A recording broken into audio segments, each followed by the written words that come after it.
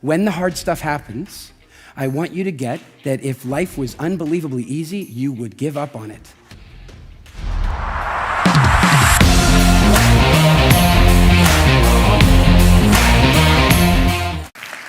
I did a workshop yesterday, and for those of you who was there? Excellent. I shared with all those people that the reason that my voice is like this now is that I've decided that to become the best speaker in the whole world, I have to sound like Tony Robbins.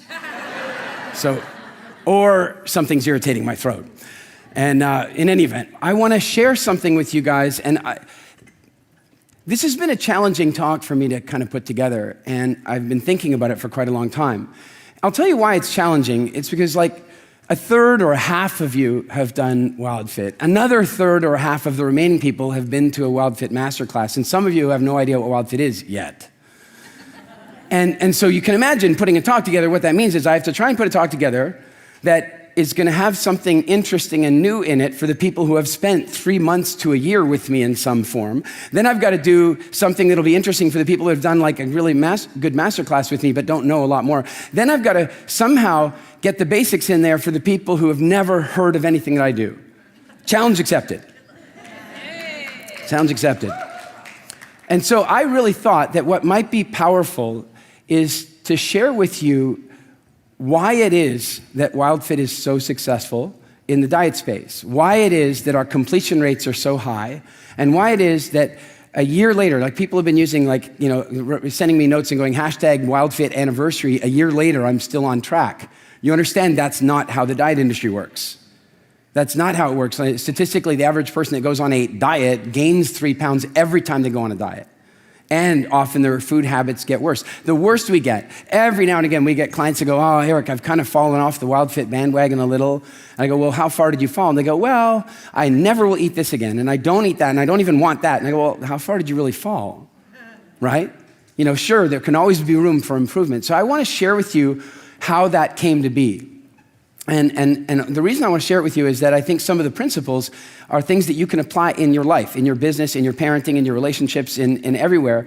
We're going to start mostly with food, and I'm going to introduce something to you that I've been working on for about 2 years and that I've never spoken about publicly before. Does that sound good? All right. So I want to introduce you to something that I call the evolution gap.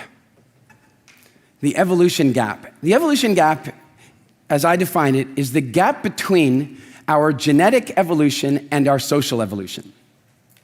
So it's the gap between our bodies, our minds, and the way our civilization is evolving around us. And I want to share my theory with you that almost all human suffering, all personal human suffering, is because of this gap.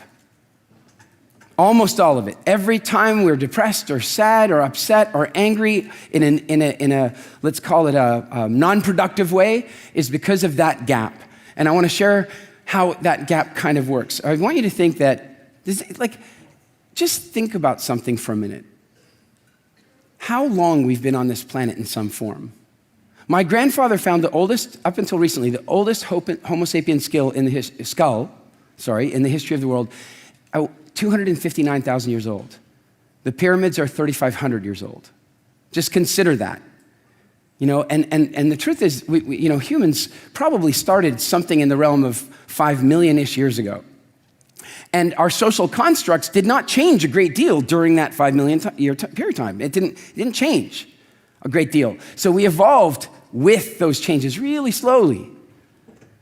And then suddenly, we started taking massive turns. We started making massive changes in the way we live, and yet our software and our hardware did not make those turns with us. It cannot turn that fast. Evolution is like turning a massive ship. It takes forever. We are about 5 million years in the making. It's a massive process. Humans first encountered dairy products about 7,000 or 8,000 years ago. And in that 7,000 or 8,000 years, all we've evolved is that a small minority of people on Earth are not lactose intolerant. That's as far as we've gotten. We've not evolved a nutritional dependency upon it. We've not even evolved the ability to not get sick from it. Some people have evolved the ability to not get immediately sick in their stomach because they continue to produce lactase and they can break down lactose, but they'll still get prostate cancer. We've not evolved to deal with that change we made. And so I want to suggest to you that some of the challenges that you might have in relationships, in parenting, in running your business, and in social interaction, stem from these differences, that your instincts don't match your life, that the messages that you're getting from your body, from your software, don't exactly match your life. Does anybody feel like that occasionally? Yes. Like, I'll give you an example. As a parent, one of my least favorite things in the world is mom guilt. I hate mom guilt. It's awful what guilt does to mom. You know, my poor wife, we've got the most gorgeous little baby girl, and she is vivacious and intelligent and fun and excellent. And you know what? Every now and again, we need a break from her. Any parents on with that? Right? And so what happens is, and not only do we need a break from her, but she needs a break from us. This idea that two people are supposed to raise one child by themselves is insane. And it's brand new. Even 2 generations ago, the grandparents would be there, the uncles and aunts would be there. That's gone. I know some of you still have it, but it's fast leaving. Elise and I, no grandparents to help. My mother, not a baby woman. I'm lucky to be alive. She was a fantastic mom. I'm kidding. She's just not really into babies. My mother-in-law, not a baby person. My father and my father-in-law, same thing. They'll be great-grandparents in a couple of years, but they're not helpful now. So that leaves us on our own. It was not meant to be there. And now to make it worse, not only do we sometimes expect 2 people to raise one, but we expect 2 people to raise 2 or 1 person. Sadly, too often a woman on her own to raise 1, 2, 3 children. And then judge her when we see her on her own, that somehow she's doing something wrong. Go for it. I dare you to try it, 1 on your own. Yes. And you know why it's so difficult? Because you weren't built for that. I have been out, as many of you know through WILDFIT, to go and visit with the Hadza Bushmen on a number of times. I'm going again in a couple of weeks. I'm so excited. And it's like, again, just for those you don't know, what I'm talking about is proper hunter-gatherer, nomadic people. They do not have money, they do not have cell phones, and they have no Google. They know what they know. And I can tell you that when I've been in their camps, when I've been in their villages, because they don't move, I shouldn't even call it a village, because they don't have permanent placement. They don't live in one place. They move with the water, they move with the animals. And when I've been with them, I tell you, you come with me one time, here's what I dare you to try to do. Figure out whose child that is. Figure it out. I dare you. And then you're going, well, what if they're breastfeeding? I'll figure it out. Still, I dare you, because they share. They don't have the social hang-ups that we do. They want to breastfeed, they do it. It's just right there. They don't have to have a special booth in the airport where we hide our women in shame.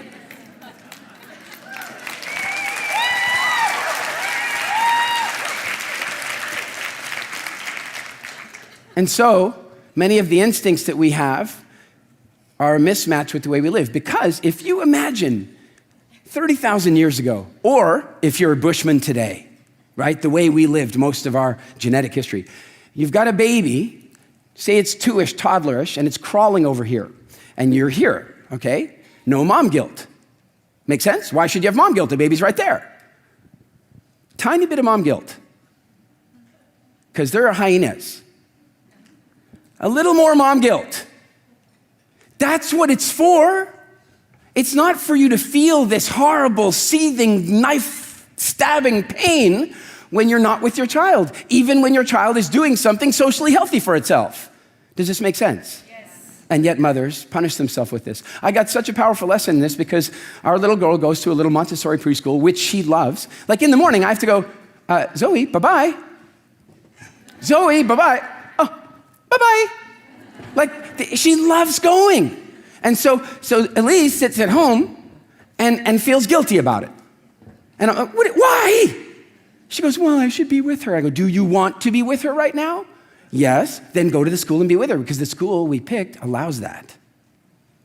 Do you want to be with her right now? And if she says, well, actually, no, then I'm like, well, why don't you enjoy the time you have now to the maximum?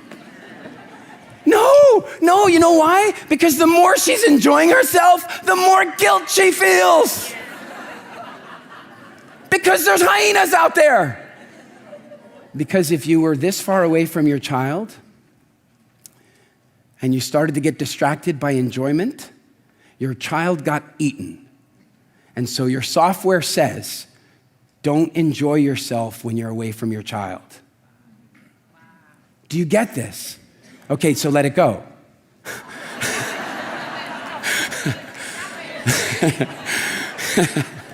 So let's do it with food. Let's do it with food, all right? I want you to think about food. Now, think of our evolution relative to food. Here's what we evolved to deal with. Food was incredibly rare.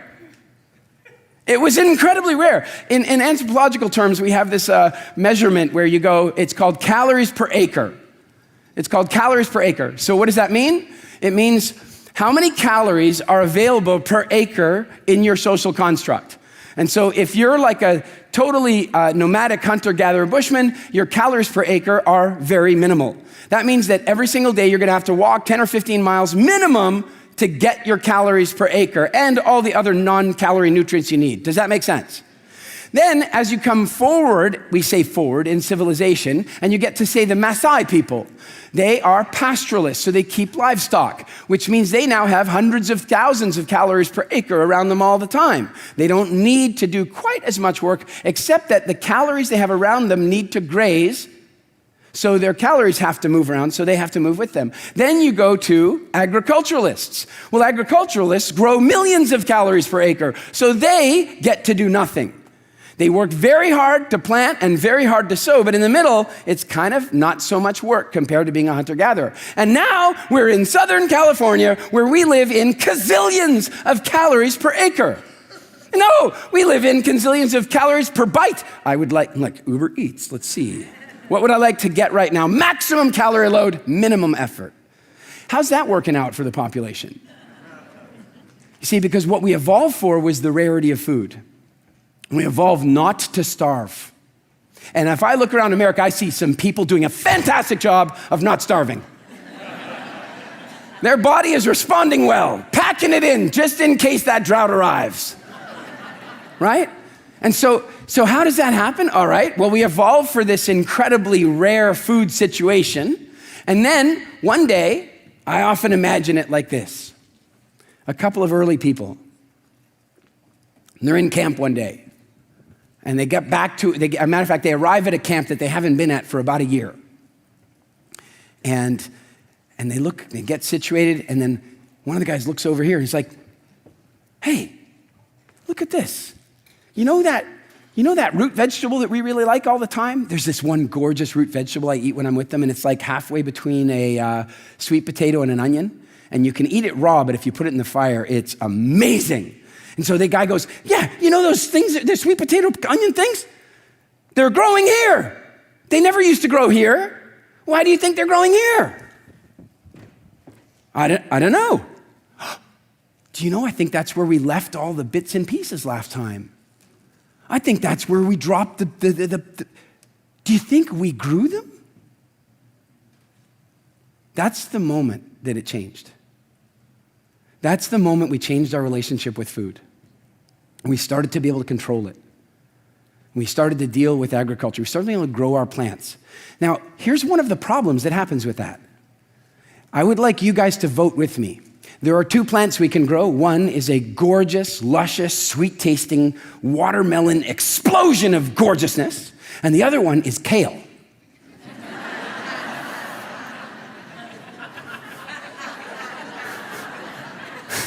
Which one should we grow? Now, what I want to suggest is at the very moment that they figured out that they could grow their own food, they will have selectively begun breeding for food that they enjoyed the most, not necessarily the foods that they needed the most. Does this make sense? That's where it starts going wrong. That's where it begins. And then technology comes in. technology comes in and they start being able to do stuff to food that they were never able to do before. See, you can't eat wheat. I dare you. I dare you to just take some wheat and eat it. Try chewing that stuff. Go for it. You don't have the teeth for it. You don't have the digestive system for it. That grain has a hard shell on the outside. It has glutens in it. It has enzyme blockers. It has hormone triggers, all designed to fool the digestive system of a bird. Luckily, your teeth can't break in there, so you don't have a problem, right up until you figure out how to grind them into powder.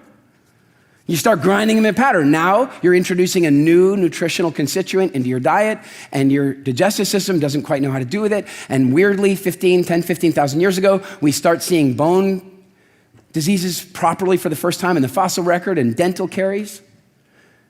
And we continue to take this left turn away from our evolution. And our bodies can't keep up with that. Our body tries.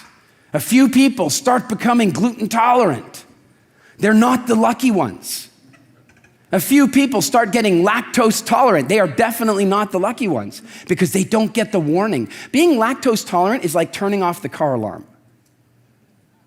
That's what it is. If you drink milk and you eat cheese and it doesn't make you sick, I am sorry, I wish it did, because then you wouldn't do it anymore. Does this make sense? Yes. So then this left turn continues because we fast forward and we mass produce food, and then pretty soon we need to start getting involved in regulation. Government intervention. That's a good idea, don't you think? And so the government goes out and they hire this incredible food scientist to develop the food pyramid. Go to develop a food pyramid. Now this is, apparently the first food pyramid is officially Swedish, but I know the story of the American food pyramid. They hired this woman and they brought her in and she designed this incredible food pyramid. It was good. But they wanted to get some expert feedback on it. You know, it's a good idea, don't you think? So who should we get? Should we get the United States Dairy Association? Should we get Kellogg? Because we did. And the beef growers and the sugar industry? Because we got them. And they took the pyramid and they turned it upside down. And the woman who created the pyramid said this: if you publish this pyramid, you will create an unbelievable epidemic of type 2 diabetes and obesity like you've never seen before.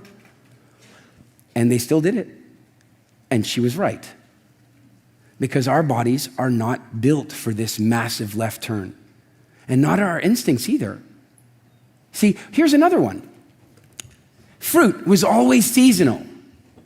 For our ancestors, it was always seasonal. And you know what's crazy now is that the whole keto movement has come along and vilified sugar. Sugar's evil, man. Look, English is a complicated language. It's complicated because you can use one word to say many different things with different meanings.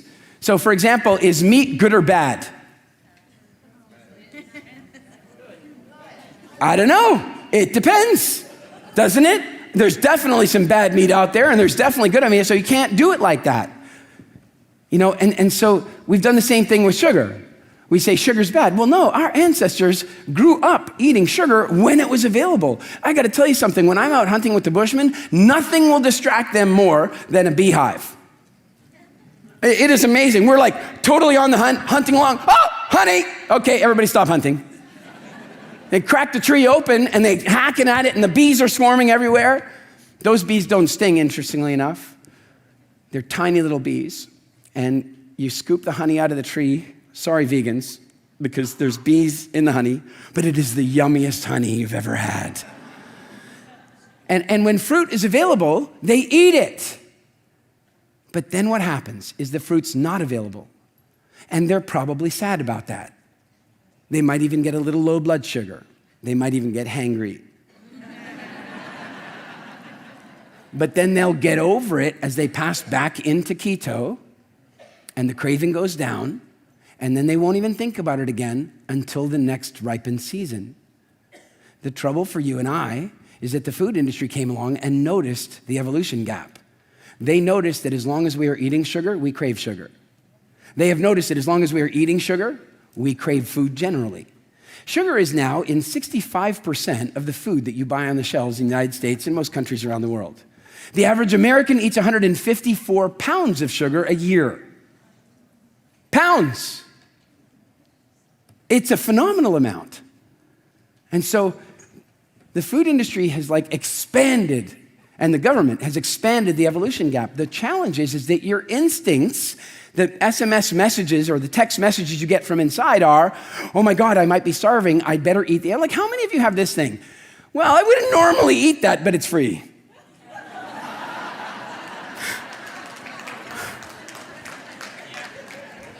That's not you. That's look, I think I've shared this with some of you before, but help me out here. We got to do some quick math. How many parents do each of you have? Okay, I know we live in this new world of great, interesting family dynamics. I'm talking genetic parents. How many do you have?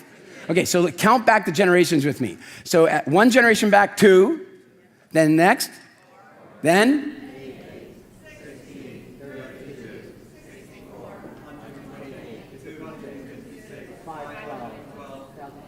1,000. 10 generations ago, 1,000 great-grandparents. Are you with me? Carry on. Next one. Just go to 2,000. 2,000, 8,000, 16,000, 32,000, 64,000, 128,000, 256,000, 512,000, 1 million. 20 generations ago, 1 million people needed to meet without Tinder, and they then had to have sex in order for you to exist. That means at least 500,000, I'm hoping it was a lot more. At least 500,000 orgasms. I'm hoping more, but. So.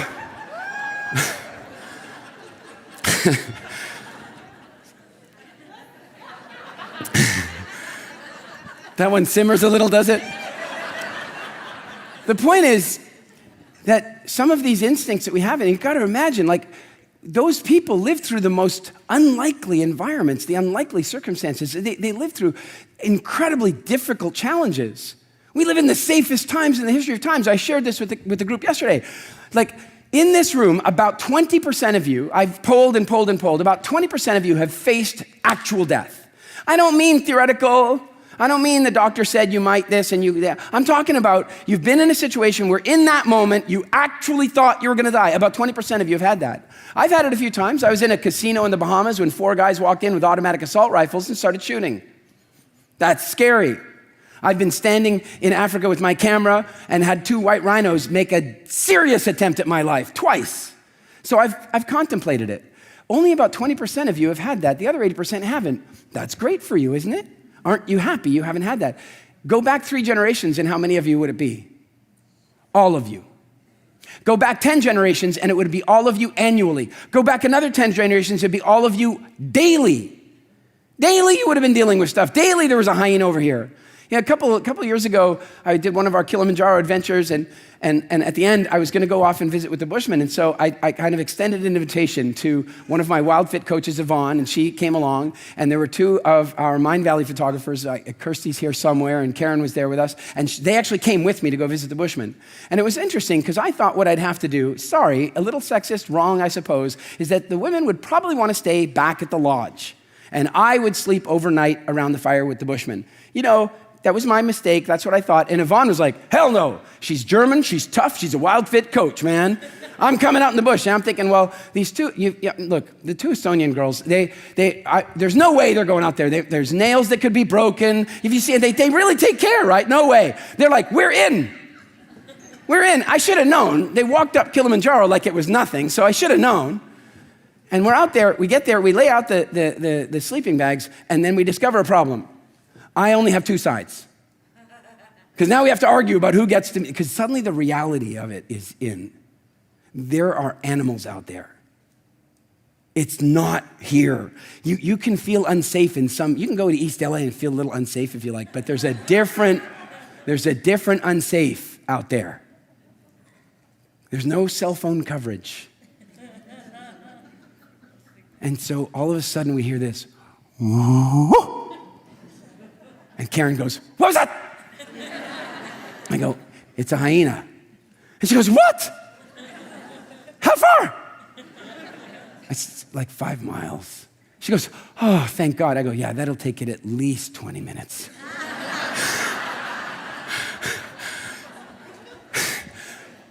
But in that moment, what they got to experience is what your ancestors lived with for 99.99% of your genetic history. And so that's why sometimes your instincts mismatch with your reality. That's why some of you have received a visa bill and thought you were gonna die.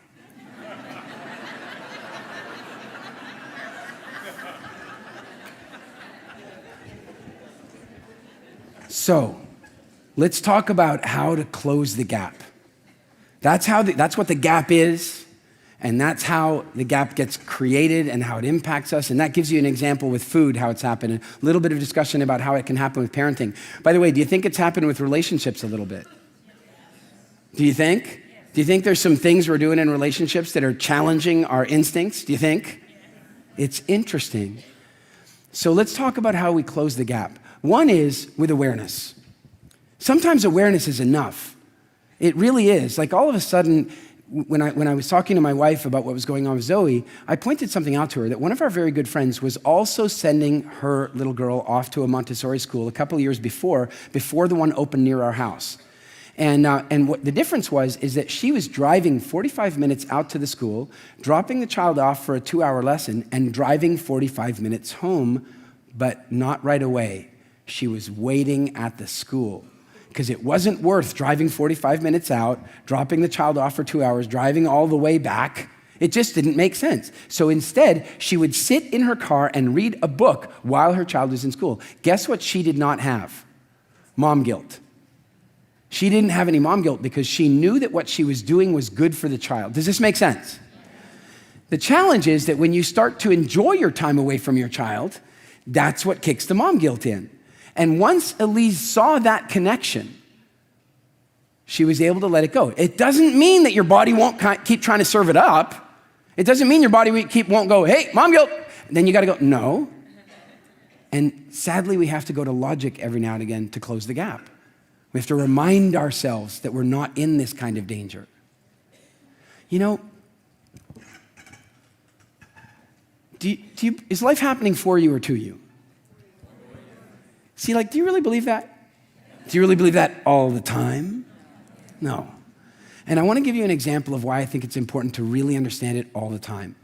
I went to this obstacle course in Calgary, Alberta, Canada, and it was an obstacle course that was about 35 feet in the air. And it was all these like balance beams and little discs on ropes that you had to walk across. And you're 35 feet in the air. So if you fall, you're going to fall 35 feet, except for the fact that you have a safety line on, right? So how do people walk across these things? How do you think? Well, this is how you might walk across the balance beam if it's like 6 inches off the ground. Fair? But what if it's 35 feet off the ground? How am I walking across it now? And this is how a lot of us are living, because we don't have faith. We don't believe that it's happening to us. We believe that it's happening to us, not for us. So we're walking like this. Suddenly I'm walking across this balance beam going, I must look like I have a disability in my head here, but there's a balance beam. What's going on with me? Why am I unable to see this correctly? I have a safety line on. And so I got to the beginning of the balance beam and I said, how would I walk across this if I really knew the safety line was there? That I was able to ignore my instincts that are telling me I'm 35 feet off the ground. I thought, well, I'd walk across it normally. So I did. I walked across it. I got to the next one and it was these little discs that are all on, and they move, and I just walked across those. I did all the course like that, the entire course. The guy who runs the course, this little teenage kid with his, pimply face and geeky glasses, and he comes up and he goes, how long have you been coming here? And I said, this is my first time. And he goes, but you've been to the other ones. I said, no, I've never been on one of these at all. And he goes, but how did you do that? How do you just walk across it like that? And I go, dude, there's a safety line. So what if you did that with your life? What if you got that there's a safety line? Always. There's a safety line. And the problem is so many of us are walking around with these ancient fears.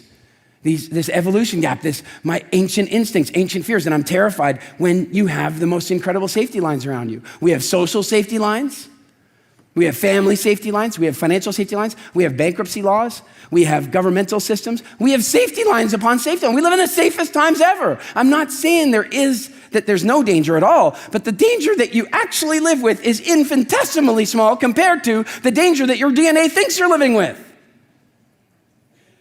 And so your DNA keeps saying, dangerous, dangerous, And so that's why when the food manufacturer when they put sugar in your food, it triggers a message in you that says, uh-oh, fruit's available, but it might be gone soon. Eat some more. Eat some more. It's an old message. So the one thing we can do is become aware of it. So here's a game I'd like you all to play. I'd like you, for those of you who have not done WildFit yet, for those of you who have done WildFit, you've done this before, do it again. Go grocery shopping and look at the labels and observe where sugar is. Where is sugar in Rice Krispies? What place on the ingredients? It's not first, come on, it's breakfast cereal. Where is it? Second ingredient. Where is it in cornflakes?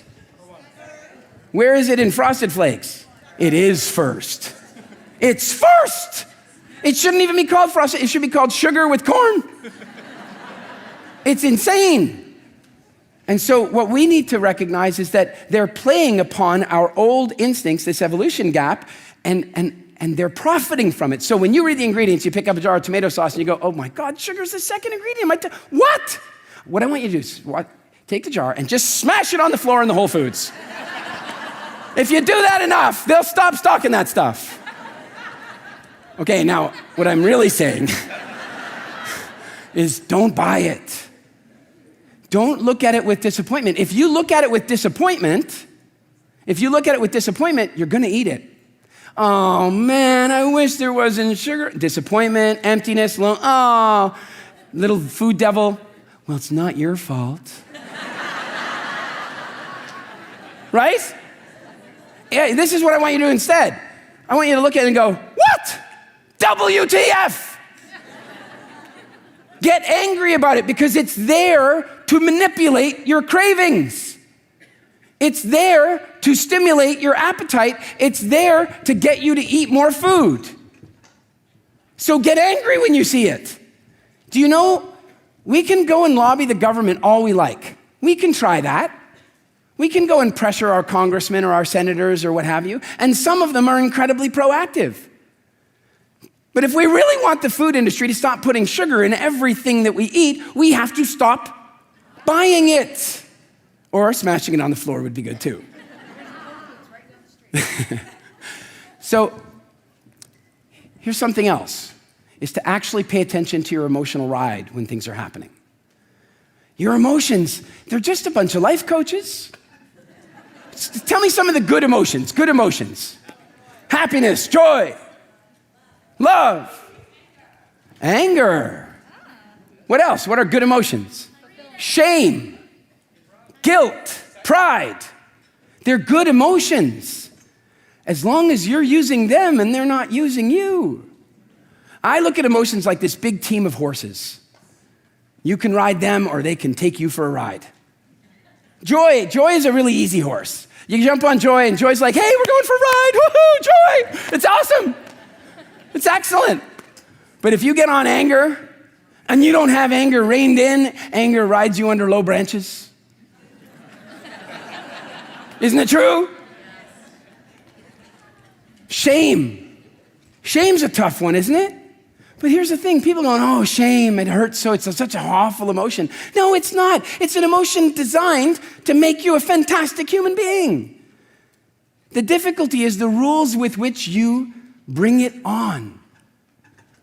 It's the rules that you use it with. So here's an example. Are there different rules about, say, sex relative to shame in different countries around the world? Yes. Yeah. Is the approach to sex different in America than in Germany? It is. It's different in a variety of ways, not normal ways. You go into a gym in Germany. I went there. I was staying at the Hyatt Hotel in Cologne, and I walk in to go to the gym, and they had these like saloon doors. I open the saloon doors. I walk in, and there's these like women standing there naked. And I'm like, oh, walked into the wrong one. Walked out. Walk over, go, where's the men's changing room? We don't have one. It's unisex. Okie dokie.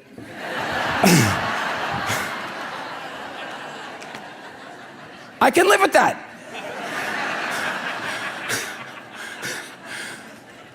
But the problem is when shame gets in the way. When shame gets in the way. And shame holds you back from saying what you really wanted to say, from asking for what you really wanted to ask for. for being who you really wanted to be. And so then people go, I wish I could get rid of my shame. No, you just want to train it. You just want to get it under control. You just want to rein it in. Because if you has anybody ever met somebody with no shame? That's just unpleasant. It's just unpleasant. So what we have to do is notice that our emotions evolved over the last several millions of years, and our environment has changed dramatically in the last 15,000 years. And so that means that our emotions are not always the most accurate representation of the coaching we need in that moment. Is that true? And so we can bring some consciousness to that. So here's another example with food. And those who are in WILDFIT, you'll be familiar with this, but it's called the food timeline. The food timeline. Okay, now how many of you, this is an odd question, but how many of you have ever eaten some food for a reason other than your physical sustenance? Oh, everyone.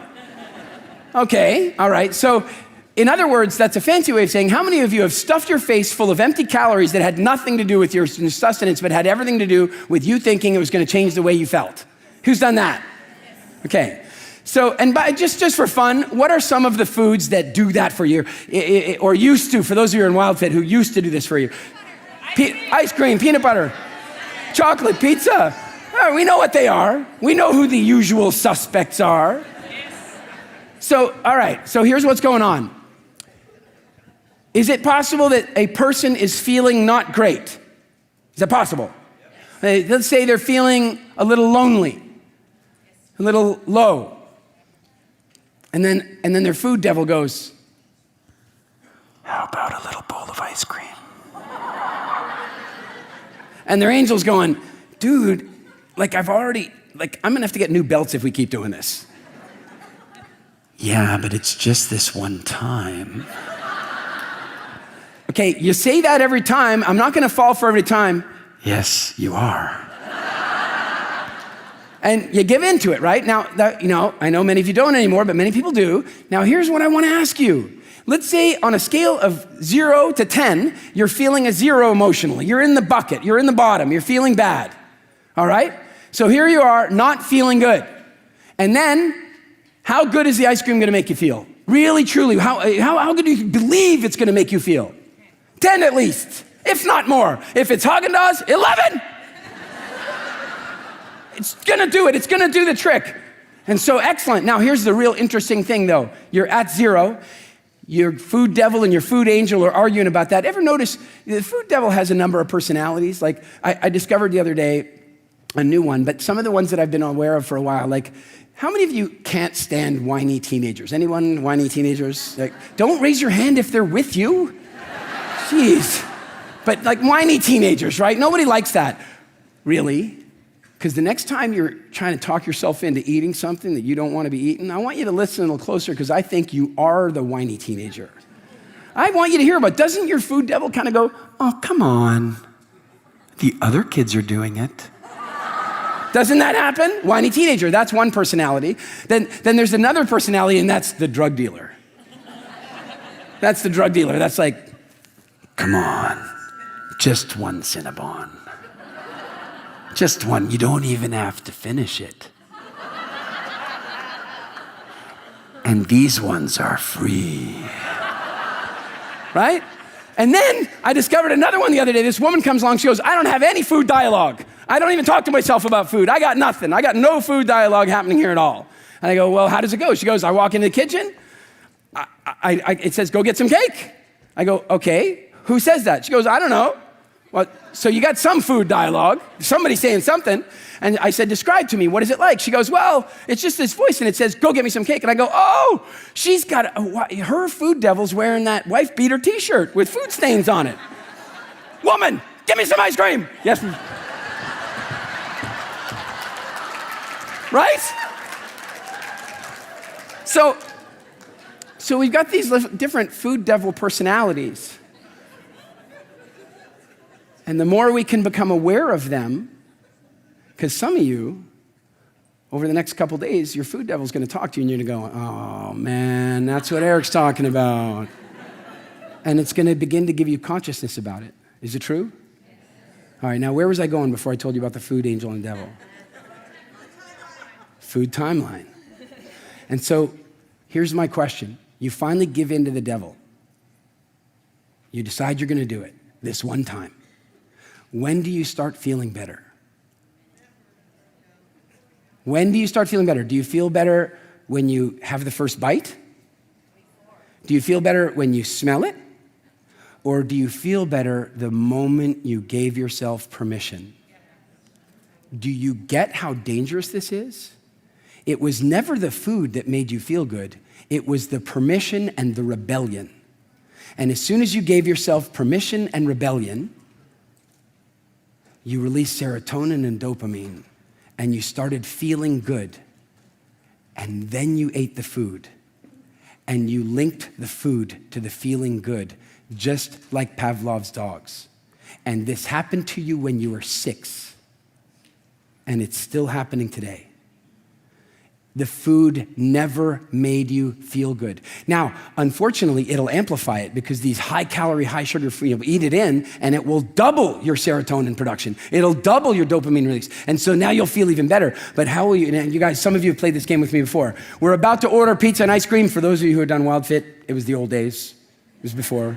We're about to order a bunch of pizza and ice cream, and we're going to celebrate. We just won the big game. We're about to order it. Everybody, when I count to 3, make the sound that represents the food celebration that we're about to give ourselves a big treat. 1, 2, 3. Yes, we're very happy about it. Everybody, in a count of 3, make the sound that represents the way you feel an hour and a half after eating the pizza and the ice cream. 1, 2, 3. And that's the other part of the food timeline. And that's why we need to figure out how to close the evolution gap, because so much of our life is set up that way. Our instincts are kicking in to deal with the present, and they're hurting us in the long term. Does this make sense to you? Yes. So I want to leave you with this thought. I want to leave you with the thought that the past is the past, that it really happened, and it happened without meaning. You gave it some meaning. Your parents gave you food. They told you you were a good little girl because you finished your whole plate. How dangerous is that? They told you that because you fell down and skinned your knee, I'm going to give you this cookie, and love and sweetness all got attached to it. How dangerous is that? That happened to you, many of you, and other things in this conversation. And what I'm going to ask you to recognize is that the past is now gone. And the meaning that you created back then is not the truth. And that tomorrow is a fresh day of creating new meanings and new consciousness where you can really take a look and recognize you are living in the safest times in the world and you have a safety line on. And so from now onwards, instead of teetering your way through worrying, is that business deal going to happen? Is that guy going to call me back? Why didn't she text me? What's going on? Why is everything so scary? Instead, I'm going to ask you this. For those of you who have played video games, what is your favorite part of the game? The hardest levels. The boss, the hardest level. Isn't it true? And so for at least the next 3 weeks, I have an exercise for you. It's this simple. When the hard stuff happens, I want you to get that if life was unbelievably easy, you would give up on it. You would give up on it. You would never read Jim Rohn. He always said, if you picked up a book and in chapter 1, nothing serious happened, would you get to chapter 2? And if chapter 2, nothing serious happened, would you get to chapter 3? Absolutely not. And so don't ask for life to be easier, ask for you to be stronger. And so the next time something comes along and the wrong phone call happens, you realize it wasn't the wrong phone call. The next time a food craving kings up and you go, oh, I've always done this in the past, you go, no, that was the past. I'm now creating my future. Does this make sense? Yes. And so that's the goal for the next week. Something tough comes along and pushes your emotions, makes you angry, makes you upset, makes you uncertain. What I want you to do is just this. It's a very simple exercise. So I've just received bad news, which is really a way of saying that the video game just said, level up. Are you with me? So everybody with me, I'm going to say level up. You're going to go level up, and you're going to do what I do, and that's what you do for the next week when you level up. Are you ready? Okay, it's like this. I'll show you the old way first. You go like this, level up, bad news comes in. Right? That's what we do. No, not anymore. We're gonna go level up, Okay, with me now, 1, 2, 3, level up. Awesome, I got this. Thank you guys so much. It's been a real treat always to share with you. Thank you.